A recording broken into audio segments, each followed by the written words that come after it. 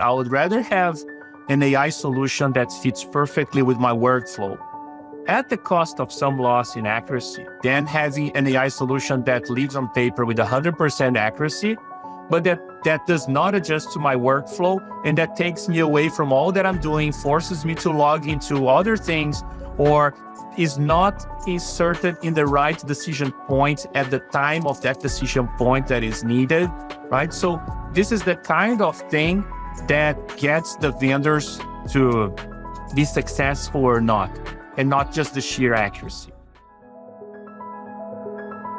Welcome to Frame by Frame, Rethink Imaging, a podcast by Imalogics.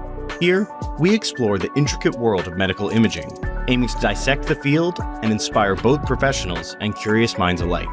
I'm your host, Chris St. John.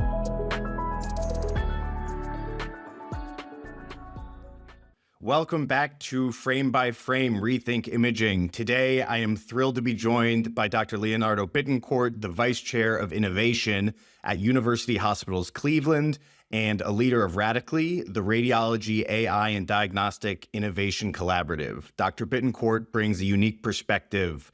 Having spent about 11 years at DASA, Brazil's largest diagnostic company, before transitioning to academic medicine, where he's been pioneering AI validation partnerships with startups worldwide. Under his leadership, Radiology has successfully partnered with companies like AZMED to achieve FDA approval for AI tools, demonstrating improvements in diagnostic accuracy and workflow efficiency. Today, we're going to explore his straight-to-the-point approach to AI implementation, discuss practical strategies for departments looking to adopt AI, and get his insights on navigating this massive landscape of AI applications. Dr. Bittencourt, thank you so much for joining me today. Thank you so much, Chris, and to the Frame by Frame podcast for the kind invitations. It's going to be an honor. Thank you so much. And so just before we dive too far in, I'd love for our listeners to get to know you a little bit. You spent 11 years at DASA, which I think is like Diagnósticos de Sudamérica, or it's in Spanish, right? It's Brazil's largest. It's now a made-up word. DASA Right. is now a word, but it was initially created as Diagnostics of America, Inc., which was the SA is the Inc. Termination in Brazil. Then you joined University Hospitals Cleveland. What drew you from the commercial environment to an academic medical center? So just to give you an idea of what DASA is about, DASA is the leader in diagnostic medicine in Latin America. Probably one of the leaders in the world in numbers of exams processed. And diagnostic medicine means imaging, labs, pathology, and everything related to, and some other types of imaging diagnostics. Last time I heard, they had over 170 MRI scanners throughout the country of Brazil. There are many countries that don't have those numbers of scanners. Brazil has other major players in diagnostic medicine and in hospitals. It's a market in consolidation right now, both the hospital, health systems, and diagnostics. So DASA is it's the leader in diagnostic medicine and one of the leaders in hospital and health systems. And I worked there for over a decade. There have been series of mergers that further consolidated DASA. Of course. And they had a footprint of investing in innovation and created very early on a hub for developing and internalizing AI applications and implementing digital solutions to their platforms. And by doing so, they invited some of their physicians and practitioners to join as clinical champions and project leaders in some of those projects. And I was fortunate to be among one of those clinical champions and project leaders in some of those projects. That's how my journey in innovation not only began, but became more mature. And we were exposed suddenly to a community of geniuses that were surrounding us there, that the company brought in, and they brought us into the headquarters to interact with the IT teams, with the data scientists, with the developers, with the marketing department. So we got all an understanding of product development, revenue cycle, clinical usefulness, things that are not always part of the clinical training of a radiologist. And by the way, I'm an abdominal radiologist by training, and I research around prostate MRI. That's my focus of research, and advanced MRI for genitourinary conditions. But in that capacity, I was also serving as a clinical champion and project leader in some of those digital transformation and AI projects. And that's the DASA part, right? And then you asked how was the transition to academic medicine. So in Brazil, it is also common that people who have some kind of academic background, they can apply for part-time government positions in academic institutions. Most of the universities in Brazil are government-owned, the ones that do research, and they are public. So I had a part-time appointment at one of the federal universities in Brazil, and I was always involved with research since the beginning of my career there. So it's not that it was a very harsh transition from private to academic, because I was always an academic radiologist, practicing academic radiology in a private practice too.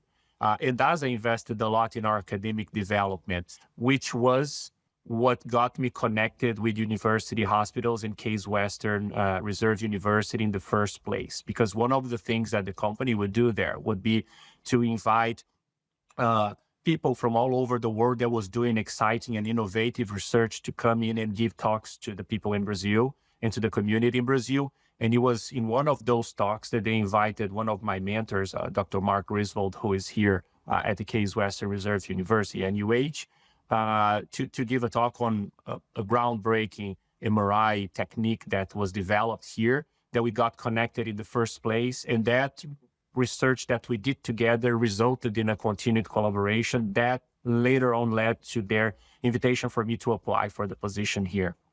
Right. And the position that you applied for, or that you currently hold, right? It's the Vice Chair of Innovation, which I've heard of a lot of fun titles. I have not heard that one in too many places. And I feel like you're in a relatively unique position, right? Like most departments don't have a standalone innovation role. How do you think leadership deemed that this was necessary? And like, what does your day-to-day actually look like in an innovation role? This is at the same time an exciting title and position to have, but also very scary and intimidating one, right? Because when people hear it from the first time, they think, oh my God, that's nice. Someone thinking about innovation and innovation individually, because many departments, they have informatics and innovation, or research and innovation, but innovation alone, right? Oh, so exciting. Then they have someone looking at innovation, but then it's almost always followed by, okay, but then what does innovation do that the others are not doing? And that was my So and interestingly, it also had to do with the way that I was recruited. When the department approached me to see if I would be interested in pursuing a position here, initially their interest was in filling a spot that had more to do with MRI research, and there was a whole effort in advancing the staffing and the faculty in MRI research here. And because of our collaboration, they felt, hey, why don't you consider applying? Because we had a very successful engagement with you, and you may be a person to fill in that position. And when I came in and they learned about what I was doing over the last 5 years, not just I was doing, but what I was exposed to in my work environment, and all the innovation that was transpiring there in not only in DASA, but I would say in the whole of Brazil healthcare. They got very intrigued and interested in that. And that at the very last minute when I got my offer, the scope was broadened to innovation. So it was something that was built together during the process of my interviews and my recruitment here, that I think it was a bold and very clever and very fortunate move from my leadership to look ahead and to envision that idea of supporting innovation in an academic department. And I think I hope to them, right, that it paid out so far, and that this was a very successful idea that they had. And I'm really grateful that this opportunity came up. Yeah. And so you are the vice chair of innovation, and you run Radically. So not radically for our listeners who cannot hear the difference, RADICLE, not radically. Can you tell us a little bit about that, about your Radically initiative? Sure. And it has everything to do with this question that, hey, vice chair of innovation, so what? Right? And when I joined in here, it was during COVID, by the way. It was the July of COVID. So imagine doing innovation without the ability to meet people, to be in the same space and have random conversations, right? So all I had to do was to accept all meeting invitations that I got, all the cold calls that popped up on LinkedIn, and to try and schedule intentionally time with my colleagues around the department and learn better of their needs, their expectations, and what is it that I could do to help develop an atmosphere of innovation in the department. And people had all kinds of comments like, hey, I'm a researcher, so I am an innovator. That's true up to a certain point, right? And someone else said, hey, I do informatics, and innovation should be informatics because this is all that innovation is about. Mm-hmm. So the first thing I noticed is that what is it that makes innovation something unique that deserves its own leadership or governance, right? But at the same time, respecting all the overwhelming overlaps that innovation has with all the neighboring areas, because there's no way that you can do innovation without doing research, without relying on informatics, without relying on product development, marketing, legal, compliance, and everything, right? So what is it that makes it innovation, but at the same time, how can we foster an atmosphere of collaboration that we bring together everybody with their contributions? And the answer came from one of those cold calls, right? You mentioned AZMED, and AZMED is a startup from France that they were doing well there already in AI detection of fractures on X-rays. And they called me, they asked for those 15-minute calls, right?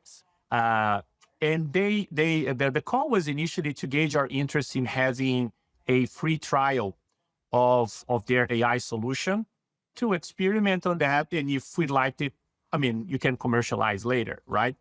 But as you and your listeners can imagine, there's no such thing as a free trial in AI, in radiology, because all those projects, they cost so much in internal efforts, in all the approvals that are necessary, that by the time you reach the 3-month mark, it's already gone, and you won't be able to experience that well, right?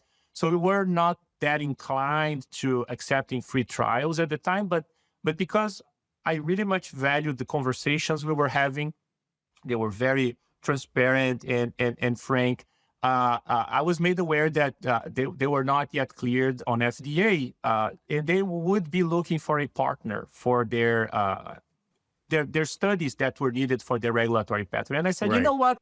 This can turn into an interesting concept for us to lock around what is innovation in our department, right? So what if we create a process or a program that helps the companies in a more structured way, not as a standalone, not as a one and done, as many departments are already doing, but in a structured way to get the types of data that they need for the studies, but also to create around it a community of clinical champions and of practitioners, data annotators, data reviewers that can surround the study with all the academic oversight and partnership, and get those companies to their commercial development, but also to create a long-standing academic relationship that will revert into a virtuous cycle in that, well, there will be some revenue to be made out of it that can revert into grant money to fund some of my faculty colleagues' time to dedicate to research, and that will expose them to more research and to more opportunities to get exposed to AI, and they will become clinical champions and key opinion leaders themselves, right? And that will be a critical mass that will only grow. And suddenly, our mission in disseminating what is innovation will be fulfilled by this aura of awareness. Yeah, and so you can you walk us through a little bit how Radically actually works, right? Like when you started working with AZMED, what does the process look like from like an initial evaluation to, you know, potentially all the way through FDA approval? So if, again, any listener from any academic department, at first they would think, well, but we all do that. Every academic department, we have our people who get data for research. We have our informatics team. We have data requests, right? This is what everybody does. And I agree, this is what everybody does. But I think that what makes not only Radically, but there are other initiatives in other academic departments that are going in the same way. And some of those were even our inspiration when we first started discussing. We try to bring it up at scale and with an intent to use it to support industry academic collaborations without aiming only for those big multi-million grants, but for the small, everyday, small micro grants or micro deals that will create a sense of continuity and will create a sense of a hub, of a landing zone for the industry and for our faculty to huddle around. I think that the immaterial concept is probably more unique than what we do at the end of the day, which is to select data, package data, ship data, and expertise and research oversight and conduct research together, right? But it's much more the understanding that this will be hopefully a self-sustaining virtuous cycle that will foster our collaboration with the industry and expose our faculty to those opportunities. To pivot a little bit, when you and I, we had a little phone call a little while back before recording the episode, one of the things we were talking about on the phone was you mentioned that you prefer, when assessing AI tools, 100% workflow integration with about 80% accuracy versus the flip of that, right? Like 80% workflow with 100% accuracy. Can you explain to me a little bit more what you meant by that, and maybe give us like a little bit of an example? Sure. And this has to do with the other end of our innovation journey, right? So Radically lives much more on the co-development, the validation part of the early stage or the pre-regulatory or the pre-clinical AI tools. But we try to participate in the department also in other parts of the journey of AI. And now your question has to do with the clinical implementation of AI of commercial solutions. And we do have a whole arsenal of AI, clinical AI tools that are being used today in our department.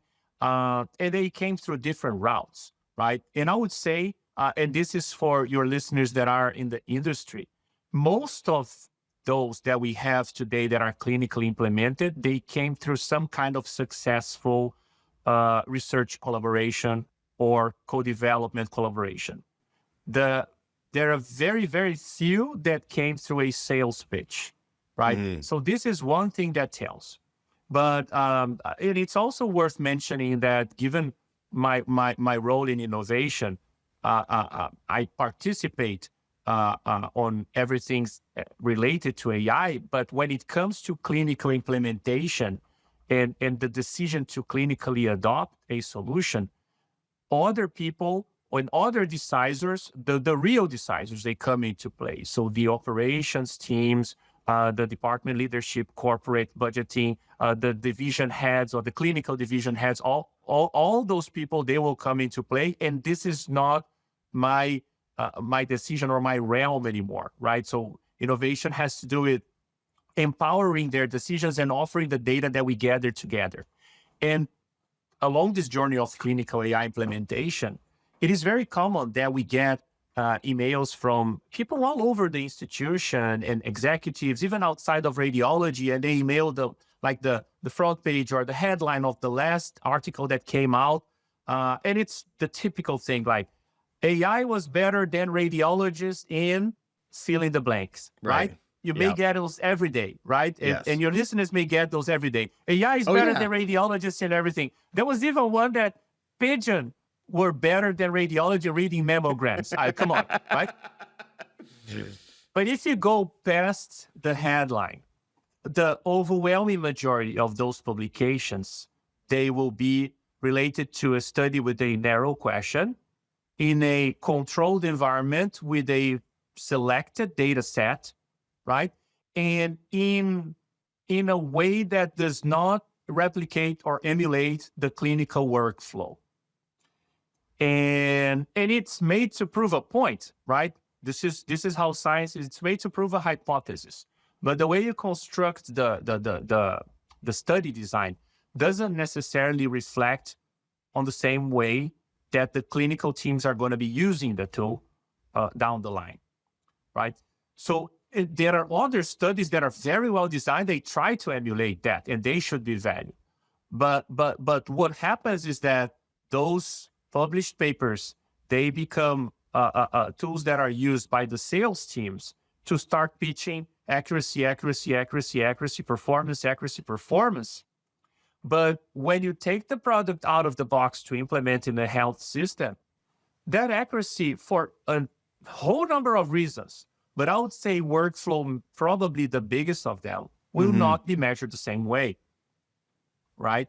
So when I say I'd rather have 100% workflow, and this statement is not mine, it's from one of my brilliant colleagues, a division head here of cardiothoracic imaging, Dr. Amit Gupta. And I use it all the time because I agree with that so much, is that I would rather have an AI solution that fits perfectly with my workflow at the cost of some loss in accuracy than having an AI solution that lives on paper with 100% accuracy, but that does not adjust to my workflow and that takes me away from all that I'm doing, forces me to log into other things, or is not inserted in the right decision point at the time of that decision point that is needed, right? So this is the kind of thing that gets the vendors to be successful or not, and not just the sheer accuracy. I don't know if it answers your question, but we can further elaborate that. Yeah, no, it does. It honestly, it leads me to a follow-up question in my mind, which is, okay, so let's say, I'm looking to assess, some sort of AI tool to implement clinically. Like how do you even begin to assess the workflow side of these tools, right? I feel like it's so easy to quantify the success rate of an AI diagnostic tool, but how do you assess the workflow and how it's going to fit in? Yeah. So I'm going to give you an example. And again, we don't know, it's not based on reality. It's an example, but it may likely be true to many, right? So imagine you have a vendor that is able to deal with a condition on X-rays from patients presenting to an emergency department, okay? So they are able to detect something on X-rays of certain types of patients presenting to the emergency department. And they come to us and they say, we are able to decrease the reading time of a radiologist by X. say 40%, right? So this should justify your purchase of this AI tool, because by doing that, your radiologist will be able to read that amount of exams more, and that will generate that amount of revenue more. So they start making linear assumptions based on that one number of 40% reduction in time, or that their marginal cost is going to be less than the average time that the radiologist gets to read. That doesn't solve the equation, because the problem is not that X-ray and that use case that the radiologist will be reading or not. Because for one, the ED has all kinds of patients. And if it doesn't reduce the wait time on the ED, or if it doesn't let the emergency department take care of more patients in a better way, in a more structured way, or discharge better the patients, right? You're not solving a problem. You are solving a narrow use case and providing marginal results to a much more complex workflow and process, where this condition is only a small marginal part. And the radiologist that is reading those X-rays, the radiologist is probably reading CTs as well, or ultrasound as well, or MRIs as well. So the fact that you're influencing that small point in a heavily matrixed process, it doesn't mean that your product is going to be a game changer in anything, right? So when we were presented with similar solutions and with similar proposals, what we had to do then was to internalize their value proposition and say, hey, this does not solve a problem. We need to figure out what is the outcome that this use case is influencing, and try to map it within our own reality, because there's no single solution, single workflow that works for everyone, right? And within our own reality, to map our own process on how our emergency departments work, how is it that this decision is going to affect the length of stay of a patient, and try to map out the contribution of having or not having this tool in affecting the performance of the emergency department. And so as you notice, it's not about accuracy anymore. Accuracy is just like one point that you have to consider, but also how is the information presented, or how is the timing that it goes? How much time does it take to process that AI? Right? And how is it communicated down the line? And how is it that the communication affects the downstream actions that will affect the length of stay of the patient, if you decide that length of stay is a KPI, right? And that introduces even more complexity to assessing the value and the cost, and who's paying for the cost of AI in radiology, because more and more the vendors that are ahead in the game, they understand that radiology is utilizing and radiology is leading the deployment and usage of AI tools in radiology, but the effects are much more felt outside of radiology than inside. Right. Where would you say the effects are being felt the most? Well, the effects are being felt the most so far in the hyperacute setting. So disease like stroke, pulmonary embolism, some aortic dissection, some of those, usually in the vascular, neurovascular settings, right? Which are the decisions that are very, very much timed, and that every minute counts.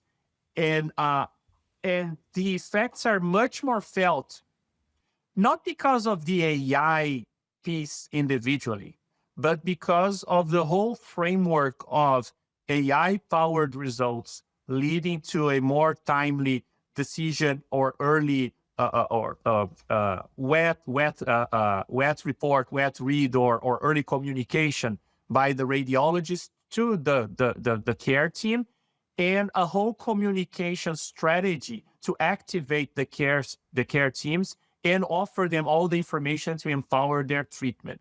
So the most successful and the solutions that people are willing to pay right now, they are solving the problem, and they are not just giving an answer. Interesting. And so for departments looking to implement an AI solution, what is your take on, individual point solutions versus more comprehensive platforms? And are there like business implications to that, workflow implications to that? Yeah, I think I spoke about that once, and I still have the same opinion. For departments willing to implement AI solutions, that's the first question they want to make. Why are we willing to implement AI solutions? There are departments that have a true need, and they say, hey, we are not doing well on stroke, or we are understaffed, or we are not meeting our SLAs, or there's some use case that was very well mapped and that justifies the adoption of a certain AI solution that has been proved to that use case. That's one way. But there are also departments that say, hey, everybody's doing AI. We should be doing AI. We should be looking at it. Let's put some money on it and see how it goes, right? And there are departments, and I think that ours is part of that, that have a track record of research and collaborations and being always immersed in an innovation environment, that naturally the good things will trickle in, and we'll have the maturity to assess what's worth doing, what's not, and can certainly differentiate what they're doing that is exploratory as opposed to full clinical, right? So I think probably there are more variations of decisions on how to adopt AI. I would say that the first one that has a use case, they should do an RSD and they should evaluate the vendors, right? The same way as if they were buying a PACS or a scanner, because ultimately it is a point solution for an existing problem. They should deal with that commercially, and that's it. For the ones that want to experiment AI, I would say that a platform would be a good way if you have some money to spend, because most of the platforms, and I will elaborate on what's a platform, but most of the platforms, they allow you to try before you buy, and they even offer more than one vendor for the same type of use case. So you can also adapt and adjust the vendor to the kind of use case that you find useful, right? So, and just for your listeners again, what we mean by standalone and platform solutions, right? It's probably that's what you asked too. So standalone solutions would be the ones that a vendor offers you in a very simplified way, and you implement it straight on your information systems, or namely your PACS or your RIS or your electronic medical record, right? But you do all the effort of implementing that solution from that vendor into your information systems, and you manage the relationship, you manage the contracts, maintenance, and everything. Whereas a platform, and there are tons of platforms, you can think of it as an app store that is a software in itself, is a platform in itself, that you contract with the platform, and the platform is one connection to your information systems, and the platform hosts a number of third-party or their own AI solutions that you can turn on and off based on their business models. And they manage, usually they are the ones that manage the relationships with the third parties, so that you only have to focus on managing the relationship and everything related to the platform. There are pros and cons to each approach, but I would say that if you are not in the business of creating collaborations, of investing in research, or in and you don't have the bandwidth to manage individual relationships, right? Platforms are usually a way to go. What exactly did you have in mind when you were talking about futurology just a second ago? Yeah, I think that, well, everything innovation, AI is an ever-changing field. Like, discomfort is the norm in our field, right? And you can never reach a comfort zone because you won't be innovating. You need to be challenged the whole time. And right now that we're starting to get used, and we're starting to try and create some sense of clinical adoption of AI, how to use, how to measure AI, and it's reaching the C-suite people now. People are trying to make sense. Then we start to get new revolutions coming from within the field of AI. So all of the talks around large language models, foundation models, and fine-tuned models and all of that, I think this is going to radically change again the scene, right? And I think that's what I meant by futurology. I think that we cannot afford anymore to get used to something because it's changed by the time we figured it out. And I think the new revolution is coming again. And the impact is already being felt on almost every health system now with the coming of the ChatGPT likes and all the large language models and their incorporation into different aspects of the practice of medicine. And it won't be different for radiology. It won't be different for how we will create, how we will deploy, how we will operate, and how we will measure the new AI solutions for the practice of radiology. So I think that's what I meant by futurology, and I think there's more to be said about that. Yeah, and maybe this is like too futurist brained, but I can't help but I hear that and I wonder to myself, right? These machines, like the exponential increase in efficacy of these models and how it relates to like models helping build models, models helping shape and train models, like there's a part of hesitation on my side, like are we going to be able to keep up? Yeah. Is that crazy? Yeah. It is crazy. It is crazy. But so in full disclosure, I'm not a computer science person, right? I'm a simple radiologist that had the chance to be exposed to innovation. So I like to think that I live on the border, right? Where I see the computer people from one side, and what I think that I can do is to translate things back and forth. Right. So whatever I'm saying here is not coming from a point of technical expertise, but from what I understand from the conversations that I've been hearing. So, and let me elaborate on it. So you have, let's say again, ChatGPT, Gemini, Grok, whatever large language model you have, right? So everybody, and I'm sure all your listeners, they use it too. So they're generally very good for most things.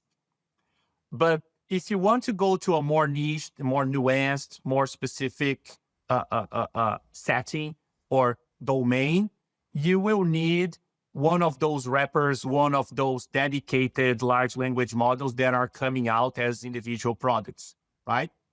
And we call them, we may call them downstream models, or we may call them wrappers, right? But they are enriched with data and with constraints and with conditions that improve their performance for specific areas.